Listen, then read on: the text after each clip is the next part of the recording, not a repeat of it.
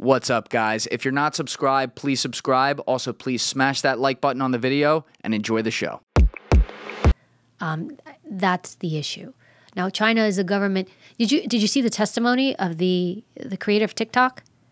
Oh, yes, I saw some of that. I didn't sit there and watch like the whole thing. There was an interview with him where they asked him, "Do your kids have TikTok?" He said no, right? He said no. Yeah. And I can't remember the exact ages. I think one of his kids was 13, and he said no. That's interesting. But that should tell you something. As individuals, I think we also have to be responsible for ourselves. But a lot of times we think, oh, if this is bad for us, the government would say something, right? People would say something. And I think they had Zuckerberg testify, they had all these social media heads testify before Congress recently. And I think that's a step in the right direction, that they're actually holding them accountable. So I think we're going to see this wave coming in. But also for yourself, even as an adult, like, people come to me, Evy, I'm not a performer. I'm not doing what I want to do in my life. I'm not this, I'm not that. And like, I have a community, it's called Beyond Bulletproof, and we give them weekly challenges. One of the challenges I gave them for starting the new year, no social media for a week. Delete every app off your phone. Love that. Just absolutely nothing. They're like, but what if I need to post? I'm like, there's nothing you need to post. 1 week, get off of it. It's hard for people. So I said I would make them delete it. It's self-discipline too. Absolutely. And I that's something I always try to keep myself in check with, because, my business is on YouTube. It's on Spotify, right? I got to share it on Instagram, which I'm terrible at Instagram, so that kind of helps. But post and move. That's what I'm saying. Like, there's some weeks where I'll notice I'll start by trying to see what other people are doing, like what works, stuff like that. And next thing I know, I wasted 3 hours. I'm like, ooh, like, that's time I can't get back. And that'll happen maybe a few days in a row, and then I'll put that thing to the side. And part of it is, like, I will say out loud, like, Julian, don't touch that again. You got important shit to do right here, right? And I'll turn to the laptop on Google Docs and, go to town. But there's it does affect the same receptors, if I'm using that term correctly, like you said, of cocaine and things like that. So it's built to make you have to keep coming back to it.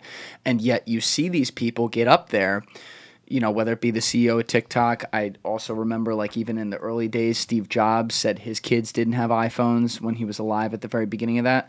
And I do wonder, even as someone who's like a huge fan of, like, say, Steve Jobs, I wonder what that says about us too, that you can have people who know, like, oh, I don't know about this. This is damaging, but they'll still sell it to everyone else. Like, there's something weird about that with humans, where I guess it's just like profits over people. That's right. Well, that's where regulation has to come in. The idea is there's no rules, so I can do what I want. Yeah. And so you're expecting these heads of corporations to self-regulate. And, in my previous career, we actually worked with a lot of companies. I worked with a lot of companies because we would do investigations with financial fraud. A lot of financial fraud, any type of fraud that would happen on an online platform, actually. U.S. Secret Service, our first squad, we were the first agency to have an electronic crimes task force, which means anything that happened on that platform that was illegal or wrong, we would investigate. So from early on, we would work with big companies and corporations, even the eBays, when eBay was huge. So I guess it's a little bit of the Wild West, like, what is legal, what is not legal. And I think if you're somebody told me this, one of the attorneys I worked with told me this. He's like, if you use the law as the barometer threshold for the moral compass of how you should live your life, you're in trouble, because the law is the lowest bar. The lowest bar. So if your answer is, well, it's not illegal, that's the lowest bar of your moral compass. Yes. Your moral compass has to be here. The law is like the lowest of the low that you can go.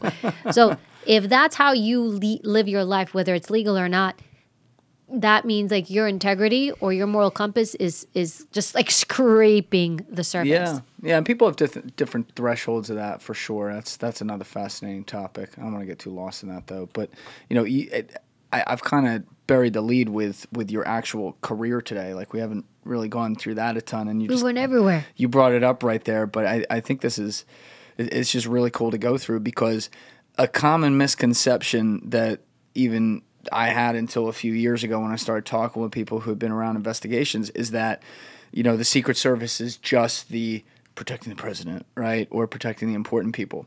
But the agency was you did a great job of laying out the history in your book. That the agency was founded, I think, by Abraham Lincoln on the basis of protecting against counterfeit currency, to be a financial. It was an arm of the Department of Treasury, I think, right? It was. So at that time, around when Abraham Lincoln was president, a third of the U.S. currency was counterfeit, was fake money, funny money we would call it, funny money. So it was fake, but it was devastating to the U.S. economy. So Abraham Lincoln stepped in. He said, we have to do something about this. So he created the U.S. Secret Service. He creates the U.S. Secret Service, and actually U.S. Secret Service is one of the oldest agencies out there. The only one older than the U.S. Secret Service were U.S. Marshals, and they were the ones who would just chase fugitives. So this is the first real law enforcement agency he creates, and it's for money. In fact, the day he created it, April 14th, 1865, the day he signed it, was the day he was assassinated. There's a little bit of... you guys made it right under the gun. Right. Well, it's ironic because at that time there was no protecting the president. That would have been nice.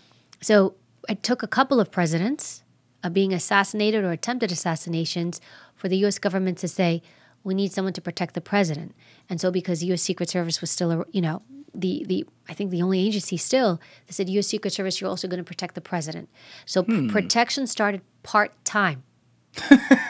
Protection was part-time. It was part-time. Well, actually, you could, if you look at history, and I know this because I worked in the White House, there was a point of time where you could actually go to the White House and have a meeting with the president. You could go and the president would sit, and I think Abraham would take meetings with people. Like you could go. Like randos. Yes. You could go in. I'm like, I'd like to talk to the president. Because you were able to do that back then. What a time. Yes, where you could actually sit down and say, I have this issue, I want to talk to you about this. And that would happen. So protection comes in much later. So U.S. Secret Service is a dual mission agency. They work investigations, which most people don't know. That's a big arm because that's why they have field offices all over the world. Now, their protections go from electronic crimes, financial institution fraud, bank fraud, counterfeit money, counterfeit credit cards. Often we'd go into the child predator space, child porn, anything with children because it's being done usually on an electronic platform. And then because criminals rarely stay in one lane, it's like I'm going to make counterfeit money and I'm going to sell drugs. So you would investigate cases that actually had other elements to it. So that's when you'd call up DEA. Like, hey, I'm investigating this guy for counterfeit money, but he's also moving drugs. Do you want to come in? And they would say, yeah, I'll come in. And so then we'd work together from that angle. That's U.S. Secret Service. That's their criminal investigative arm. Now, the other arm, which is protection. Everybody thinks you protect the U.S. president when you're an agent. You do not. There's only a small percentage of agents that actually get to protect the U.S. president. And then you have to put in for it if they select you, and then you have to go through another internal training program. And then if you pass that, then you get to go to the president, maybe. Or maybe they'll send you to the vice president.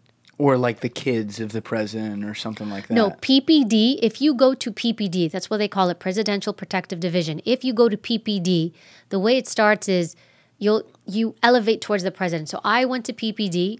My career path first was access control. So I was with the unit that was in charge of security around the White House. Unattended packages, shootings, if somebody tried to ram in, who wants to come in, background checks. I was the queen of background checks for everybody. You want to see it, some even tours. People would come in for tours. They want to come to the White House and get a tour because there's parts of it that were open to the public. You're like pointing at someone like, he's got to go. Well, we would have people that would put in and then we'd get an active warrant on them. So I'd call up, St. Louis PD. Hey, John Smith has an active warrant. He's coming for a White House tour Tuesday at 10 a.m. What do you want me to do? Can you send him to us, please? I'm like, absolutely.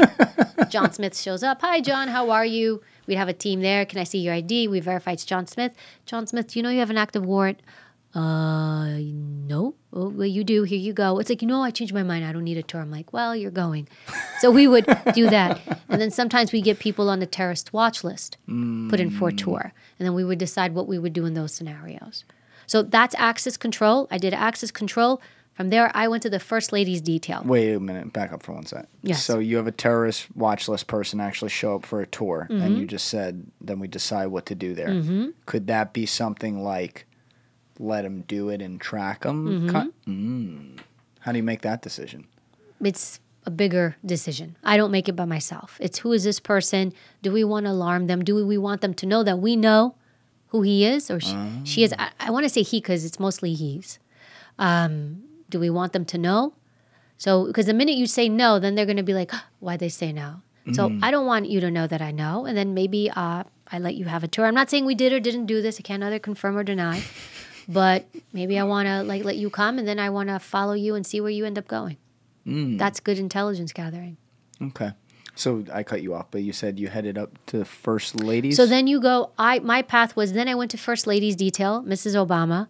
And then I had her, but sometimes they'd ask me to help out with the kids. There was also the kids detail. I ended up going to the First Lady. Actually, we called it Fine Living, and they called it FLD, Fine Living and Dining. In fact, our luggage tags had like a butler's arm with like plates and stuff because they would mock us because we were the fancy luxury arm of the US. Good stuff. Thank you for watching the video, guys. If you haven't already subscribed, please smash that subscribe button and check out this clip's full podcast episode by clicking here or in the description below.